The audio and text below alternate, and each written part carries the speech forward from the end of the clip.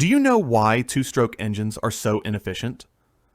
In small devices, they are used because they generate more power than their four-stroke counterparts. However, the problem lies in clearing the cylinder of exhaust gases. A large amount from the previous cycle always remains inside.